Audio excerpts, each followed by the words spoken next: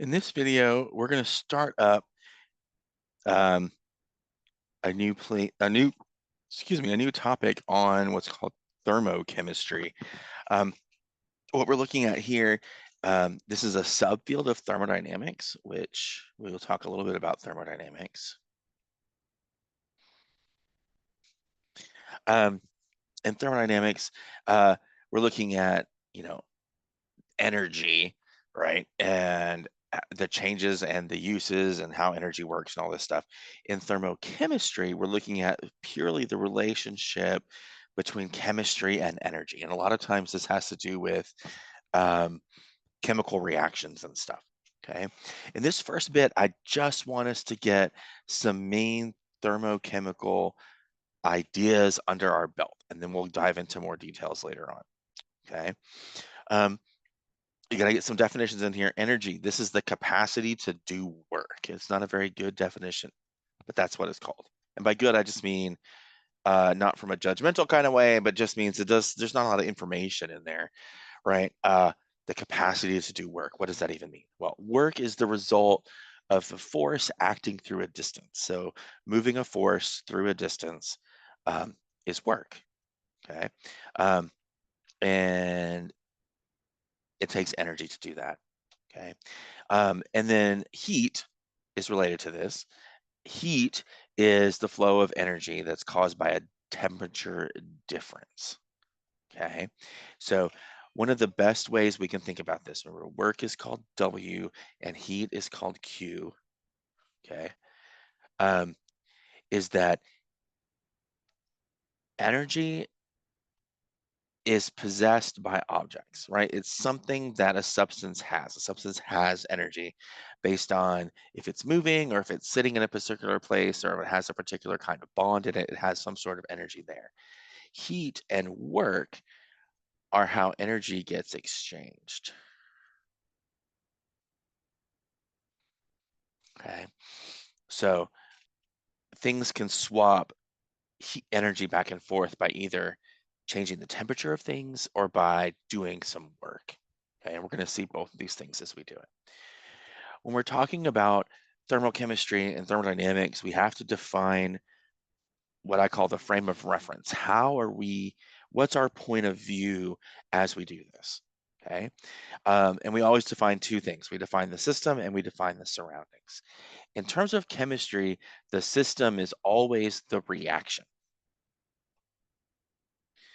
right? The reaction is the system. Okay. This is only reactants and products. Okay.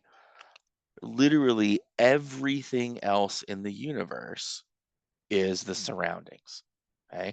Surroundings is everything that's not reactants and not products. Okay.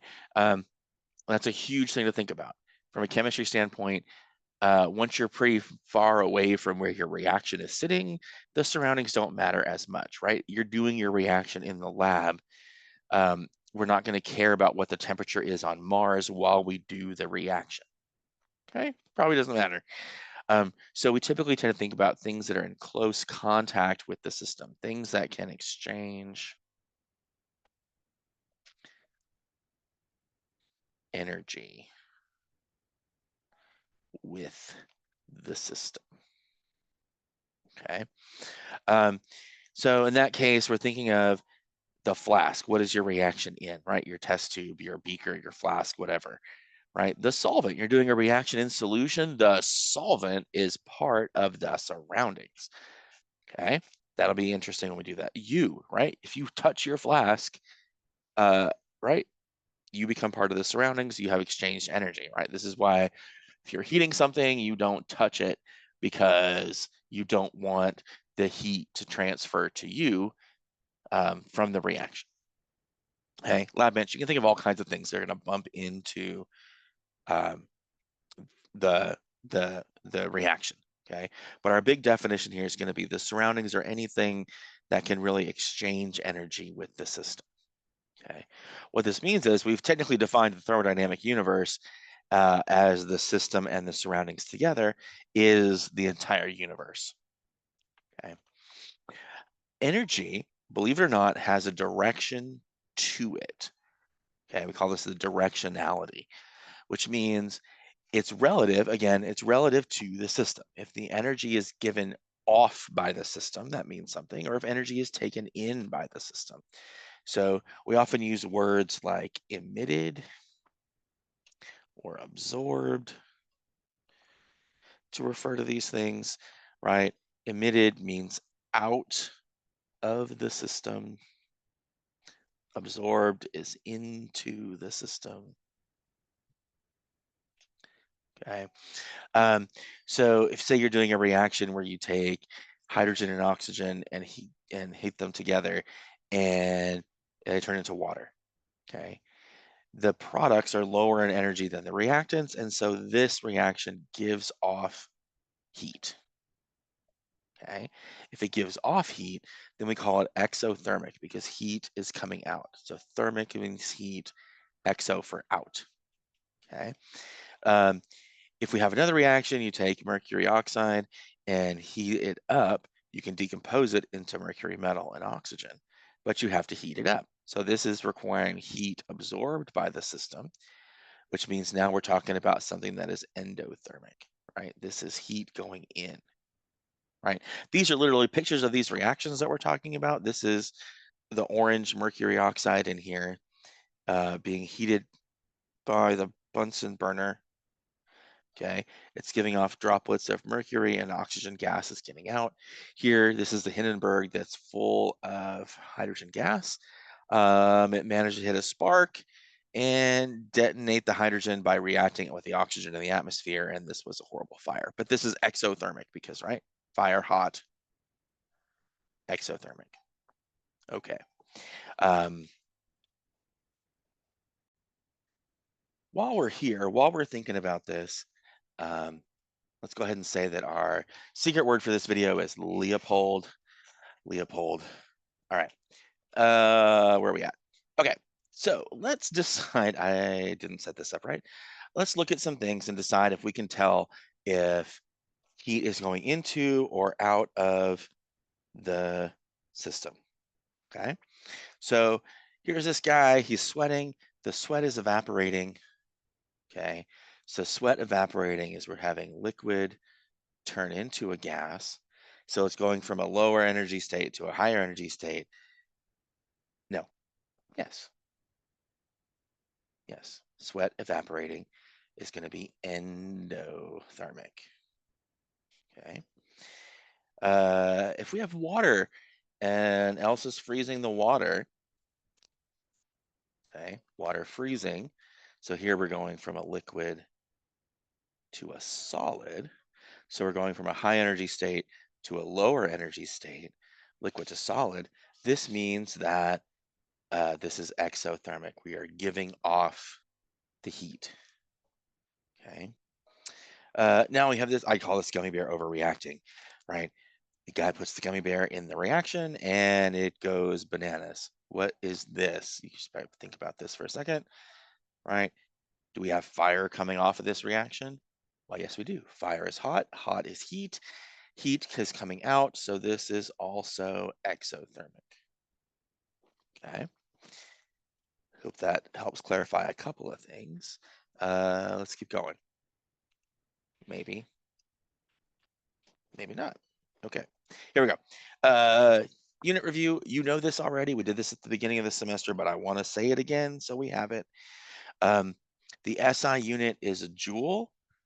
Remember, 1 joule is 1 kilogram times a meter squared divided by a second squared. This is equal to 1 Newton times a meter. That's a physicsy definition.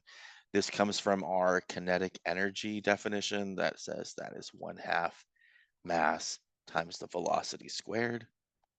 Okay, so that'll work for us there.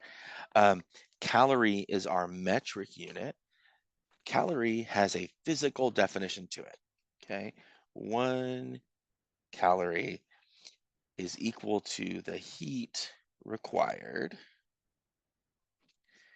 to increase the temperature of 1 gram of water by 1 degree Celsius. Okay, that's not too terrible. All right, that's a good definition to have for that. if we want to get between the SI unit and the metric unit, we can say that 1 calorie is defined to be 4.184 joules. Okay, this is a great number to know. This has been defined this way. So this is exact. And you know that means when they say, oh shit, the conversion factor is exact, then we have to memorize that, dude, because I'm not going to give it to you. Okay. If you need to convert between calories and joules, that'll be the way to do it. The other thing to watch out for is we have this guy here, our capital C calorie, which is a nutrition calorie. This is not the same thing as a calorie, and I know this can be very stressful and confusing, but that's just how it is. 1 capital C calorie is equal to 1,000 little c calories, which is 1 kilocalorie. Okay. So we just have to get used to those things as we're converting. We're probably not going to see much nutrition calorie use in thermodynamics, but I just want to remind us of what those units were when we saw them. Okay. The other thing we want to be able to do is, can we not go backwards, but go forwards? Okay. And think about types of systems. And here we're looking at classifying the system based on what can transfer in and out. Okay. In an open system, both heat and not water, heat and work. This is work being exchanged. I shouldn't say work, I should say mass. That makes things easier to think about.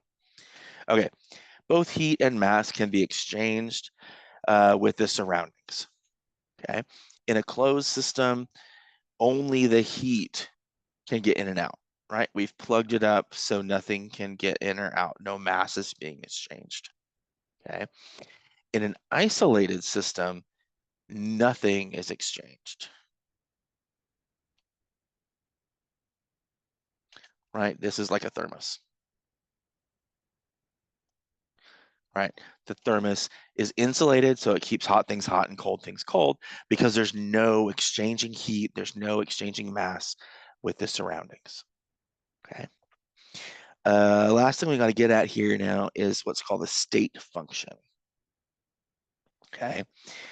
A state function only depends on the final and initial state.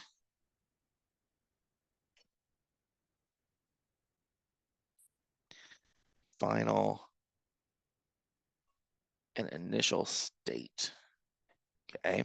Does not depend on how you did it.